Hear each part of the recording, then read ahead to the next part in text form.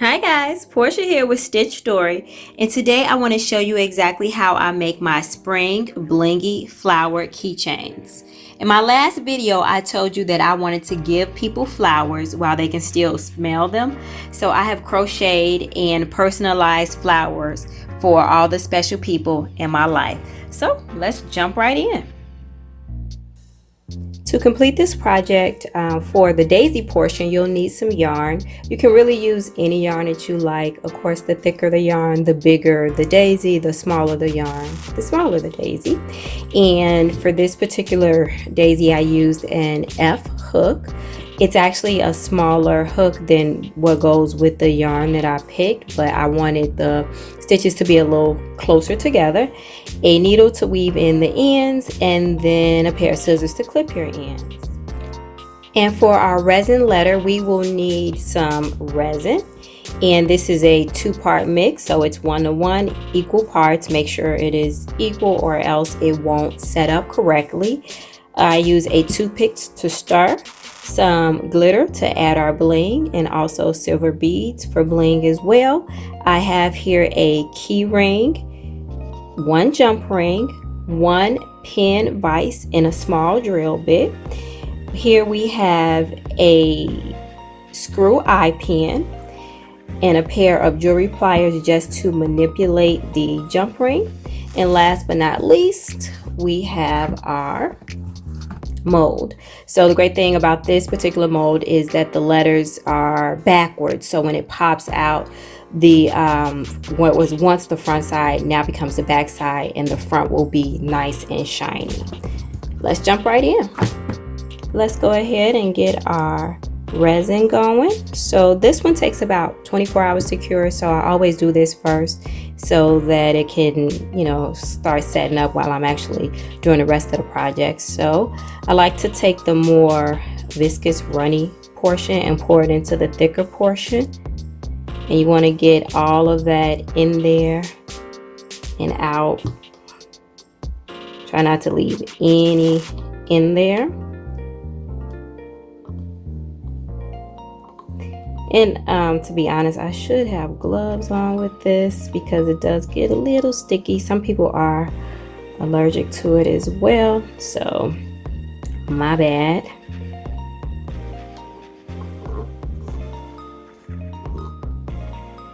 That's scraped really good.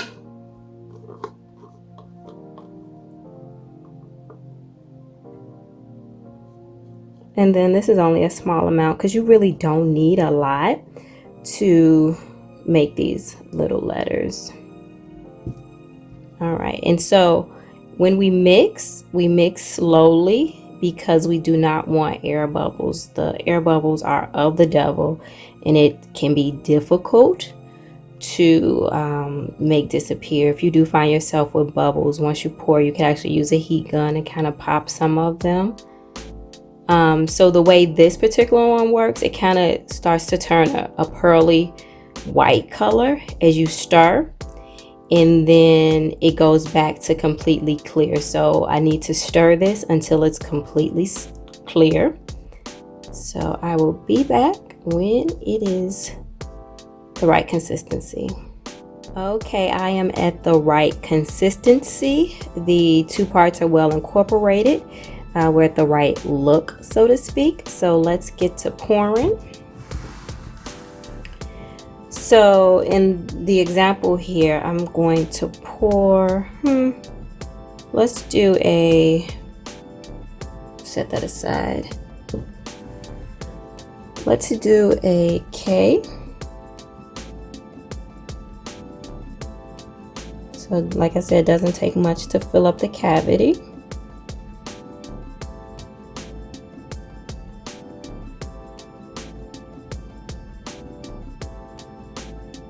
And for another one of my friends, I'm going to do an N.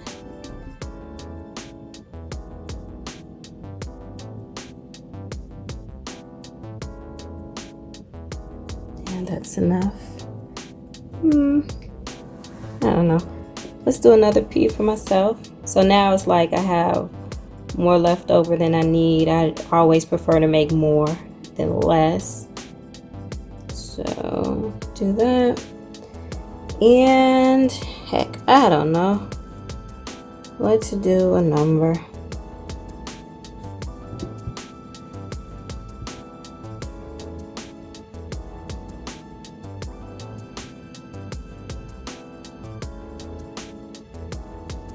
And I like this too because you have a little bit of time to work with it before it sets up. All right, that's good. So as far as our glitter, you just sprinkle it on.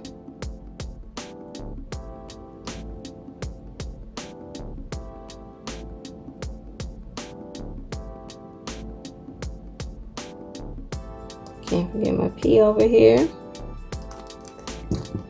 And then I like the other color just because it gives it a little bit more depth.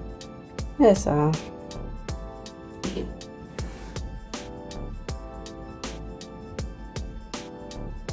Okay. And then I'm going to take another toothpick. Careful not to touch the bottom, but I'm going to just give them let's just call it a surface stir. Now some of the glitter will fall to the bottom as it settles, so you don't really have to worry about that, but just a nice little, like I said, surface stir.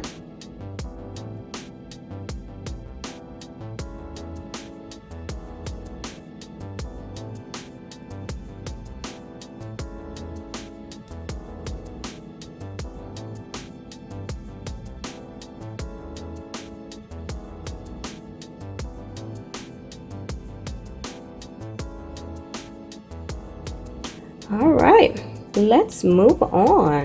We'll set that aside in a nice flat surface. Okay, and let's go ahead and get started. We're going to do our magic ring, so I want to make sure I leave a tail for us to thread on our bead for the center. So we slide the hook under, we grab the working yarn, twist, we pull a loop through. And then now what we're going to do, we got our magic ring, we're going to single crochet 10 into the magic ring. So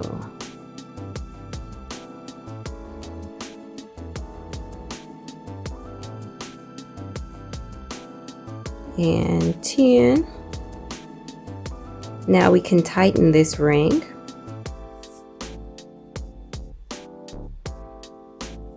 And to end the first round, we're just going to do a slip stitch to join the round.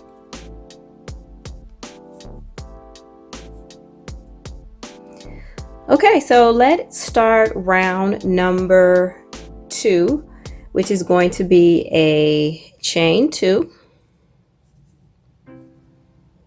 And we are going to do 5 treble crochet into the single crochet from the previous row.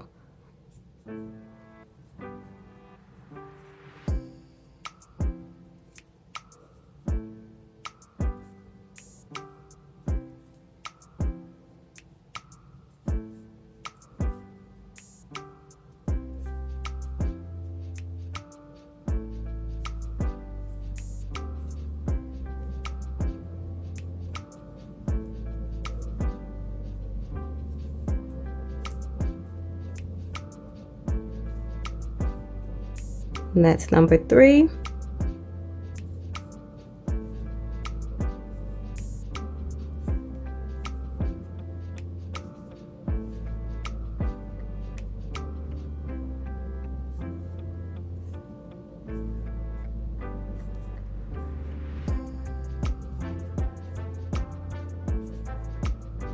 And there we have it, 1 2 3 4 5. So we have our 5 treble crochet and that 1 single crochet from the previous row. We are now going to chain 2 and we will slip stitch into the next single crochet. And here we have it, 1 petal formed. So we are going to repeat that set of instructions. Chain 2, 5 treble crochet in the next single crochet, chain 2, slip stitch in the next stitch, and we're going to continue all the way around until we have 5 petals. So I will see you guys at the end of round 2, and at that point we are going to be done. And our last treble.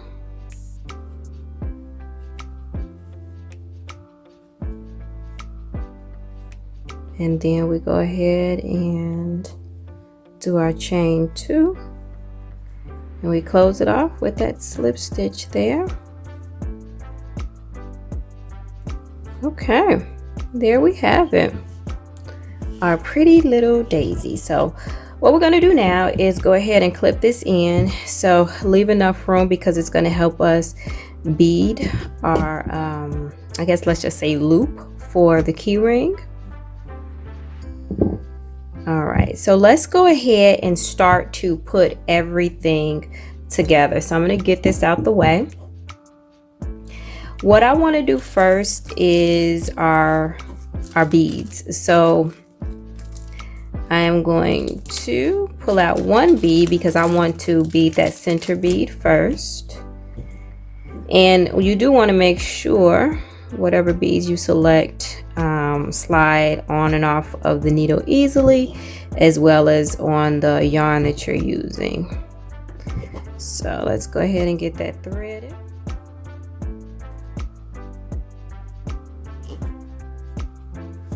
Okay, and I do want to pull this a little bit tighter. And then let's slide our bead on.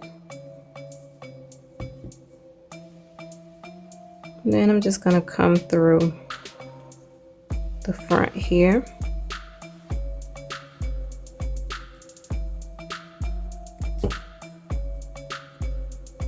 Okay. And then we're going to pull this a little tighter now that we got our bead in place. You know, you can kind of play with it until, you know, you're content with the way that it's laying, and I like that.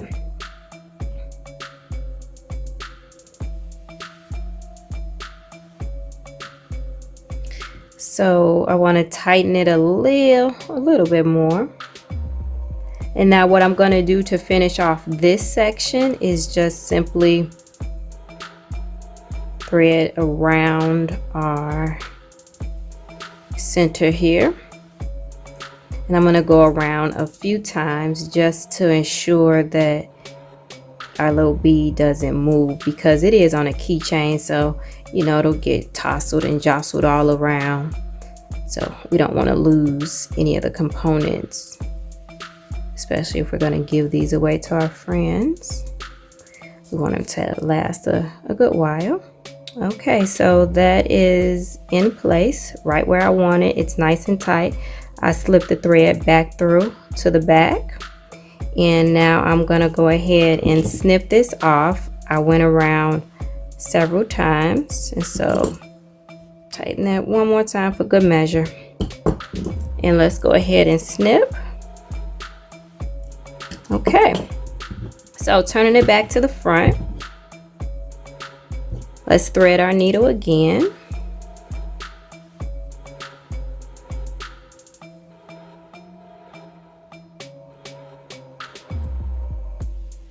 Okay, and then what I want to do, I want to get this thread to go back, to go in the back. So we're going to just pull it through here. Okay, and now on this loop, I like to use 9 beads. So 1,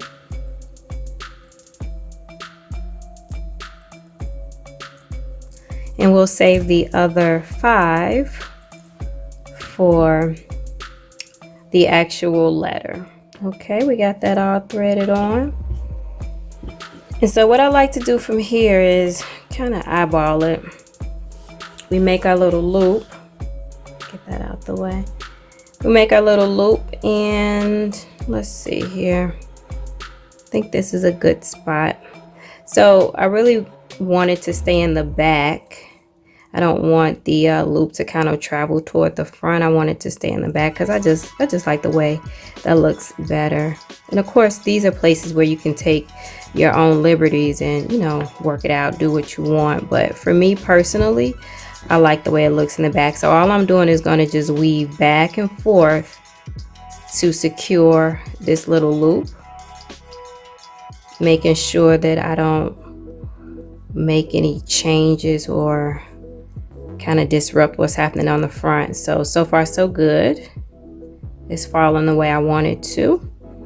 So I'm going to make this a little tighter, continue to weave back and forth, and then eventually I'll knot it on off.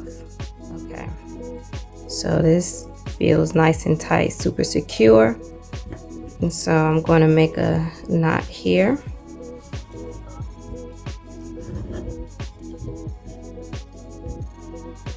And press that in there. And then I'll probably pull it through one more time and then go ahead and snip it.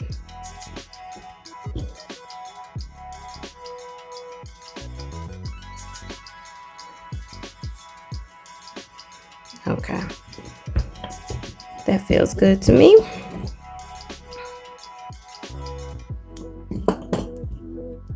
Great, and then honestly, it looks good on the back too. So that's the thing that I liked about having the hole with using the slip stitch, because once you put the bead in, it looks good on the back and the front. And of course, it's a key ring, so it's going to be moving all around. So we have our first component all set and ready. So we will set that aside there. Let's go ahead and start working on our letters. So of course you just saw me mold some letters, and it takes 24 hours to cure. So I already have one ready. I have been making so many of these because, like I said, I want to give my friends their flowers now. So let's go ahead and do this S. And for this section, to do the actual resin letter, we're going to need the little eye pin. We'll get our key ring and our jump ring, and let's get the pen vise so we can first make a little hole. So you can have it going, I don't know, leaning to the side there, or you can have it going straight on. Because it's a S, I think I'll just go ahead and have it pretty much straight up and down. So what I'm going to do is just put a little pressure here. I'm kind of eyeballing the center, and I'm just going to screw a little pressure. Now you really don't have to go too far down, because as you screw, you can actually see what you're doing. If you look on the back side, you can see how deep it's going. So I like to give a little leeway before I go ahead and put that eye pin in there. That's pretty good. So it'll hang a little bit to the left, well, to the right. So let's keep going. Yeah, I want to go just down a little bit deeper.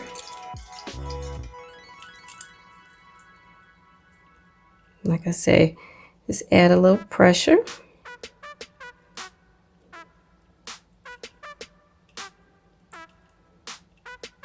All right, now the deeper you go, to me, the better it is to get that eye pin in there, because I did manage to break a couple of the eye pins. Fortunately, it was 100 in the pack, and lesson learned. All right, so we got that in there. I don't know if you guys can see that, but the little white piece. And so if you go deep enough, you should be able to screw this in just with your fingers alone. So I do feel a little bit of pressure. Like I say, you don't want to screw this in too tight or too deep, because you can break it. So now that's getting kind of tight. So what I am going to do is grab my jewelry pliers and kind of gently continue to twist, but I do not want to break it. Okay, I'm gonna leave that right there. Now this one has bent a little bit, So I moved it a little bit forward. All right, so we got that part done. Next, what I want to do is cut off a piece of yarn. And we are going to thread our remaining 5 beads here. Let's clean our space up. All right.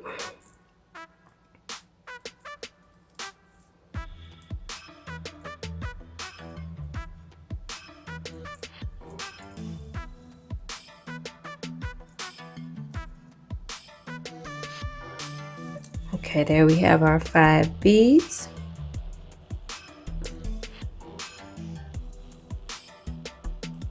And then just put it through here.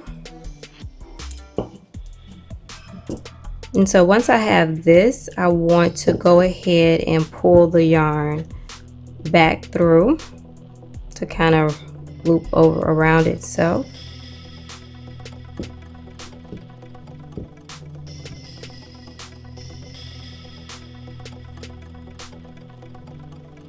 Now I don't want to put it too tight against the little eye pin there, so I'm gonna make a little space, just a little bit. And then what I like to use to make my knot here, because I want the knot here to be secure, but I don't want it to be too big. So I like to use the hook that I'm using. I put it right there through the center, and I'm going to tie a knot around here. So this will enable me to get the knot nice and tight. I can make it secure, but I know it won't be too big. So yeah, that works for me. And if you like, you can also put, once you tie off the ends of the knot, you can put a dab of glue, but I found that if you pull the ends tight enough, it works just fine. It's not going to come loose. So nice and tight there. All right, clip, clip. But yeah, a dab of like crazy glue would totally work here. All right, so from here we are going to slip our jump ring on. Let's slip it straight through. And we're going to put the big key ring on. And to close it, we just use our jewelry pliers. Alright. Alright, so there's our S. And now what we're going to do is just add our flower. And so one thing I do like about allowing the let's say the yarn to show through is it shows here, here, and then when you put it all together, it just coordinates very well. I like the look. And of course you can use so many different colors. It's endless. You can mix different glitters.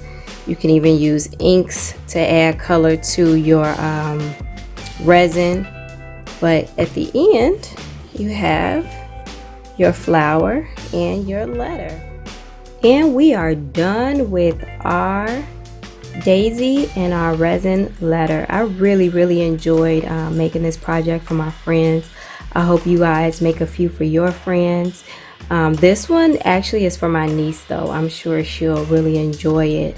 And as you saw before, all the other ones that I have made, honestly, this one, I'm gonna steal it. It's purple, it's for me. And I've already given a few away. My original versions didn't have as much bling on it, but you know, you could get totally creative, make the flowers bigger, make them smaller, get a smaller mold, use various colors with the glitter. I mean, honestly, it's endless what you can do with it. But let me know what you decide to do with it. Just go ahead and leave a comment below. If you got questions, concerns, I'll absolutely respond. And if you haven't done so already, please go ahead and subscribe to Porcha's Stitch Story. Until next time, peace.